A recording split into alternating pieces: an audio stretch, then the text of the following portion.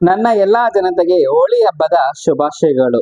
ಹೋಳಿ ಹಬ್ಬ ಅಂದರೆ ಬಣ್ಣಗಳ ಹಬ್ಬ ಅಂತಾನೆ ನಾವು ಹೇಳ್ಬಹುದು. ಈ ಹಬ್ಬವನ್ನು ವಸಂತ ಮಾಸದಲ್ಲಿ ಆಚರಿಸುತ್ತಾರೆ. ಚಳಿಗಾಲದ ಕೊನೆಯನ್ನು ವಸಂತದ ಆಗಮನವನ್ನು ಸಾರುವ ಈ ಹಬ್ಬವಾಗಿದೆ.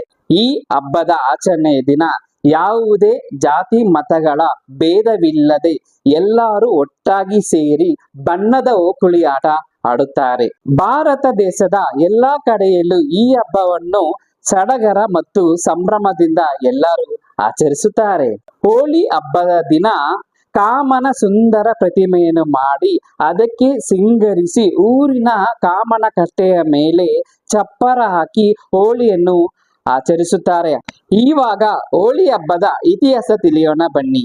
ಯಾಕೆ ನಾವು ಹೋಳಿ ಹಬ್ಬ ಮಾಡಬೇಕು, ಯಾಕೆ ನಾವು ಬಣ್ಣದ ಹಬ್ಬ ಮಾಡಬೇಕು? ಇವಾಗ ಹೋಳಿ ಹಬ್ಬದ ಇತಿಹಾಸ ತಿಳಿಯೋಣ ಬನ್ನಿ. ಪೂರ್ವದಲ್ಲಿ ತಾರಕಾಸುರನೆಂಬ ರಾಕ್ಷಸನಿದ್ದನು. ಅವನು ಅಹಂಕಾರ ಮತ್ತು ದುರಹಂಕಾರದಿಂದ ಮೆರೆಯುತ್ತಿದ್ದನು.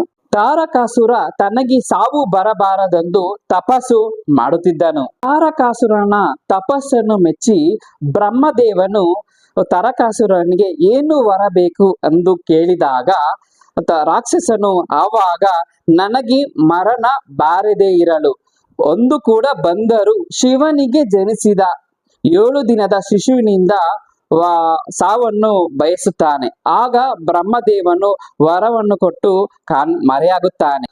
ಆಗ ತನಗೆ ವರ ಸಿಕ್ಕಿದೆ ಎಂದು ರಾಕ್ಷಸನು ಮೆರೆಯುತ್ತಿರುತ್ತಾನೆ. ಈತ ಭೋಗ ಸಮಾಧಿಯಲ್ಲಿದ್ದ ಶಿವನು ಪಾರ್ವತಿಯ ಜೊತೆ ಸಮಾಗಮ ನಡೆಸಲು ಸಾಧ್ಯವಾಗುತ್ತಿರಲಿಲ್ಲ. ಆಗ ದೇವತೆಗಳೆಲ್ಲ ಒಟ್ಟುಗೂಡಿ ಪಾರ್ವತಿಯಲ್ಲಿ ಮೋಹ ಬರುವಂತೆ ಕಾಮನಲ್ಲಿ ಬೇಡುತ್ತಾರೆ. ಕಾಮ ಅಂದರೆ ಮನ್ಮಥ ಅಂತ ತಿಳಿದುಕೊಳ್ಳಿ. ಮನ್ಮಥ ಮತ್ತು ಅವನ ಪತ್ನಿಯಾದ ರತಿ ದೇವಿಗೆ ಈ ದೇವಾನು ದೇವತೆಗಳು ಒಟ್ಟುಗೂಡಿ ಈ ಸತ್ಕಾರಕ್ಕೆ ಒಪ್ಪಿಸುತ್ತಾರೆ. ಈ ವೇಳೆ ಭೋಗ ಸಮಾಧಿಯಲ್ಲಿದ್ದ ಶಿವನಿಗೆ ಹೂ ಬಾಣಗಳಿಂದ ಹೊಡೆದು ಎಚ್ಚರಗೊಳಿಸುತ್ತಾರೆ.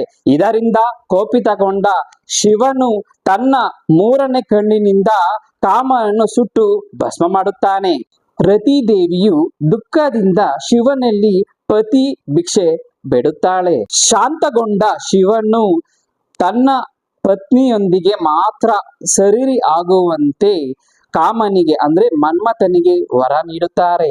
ಲೋಕ ಕಲ್ಯಾಣಕ್ಕಾಗಿ ಮನ್ಮಥನು ಅನಾಗನಾದನು.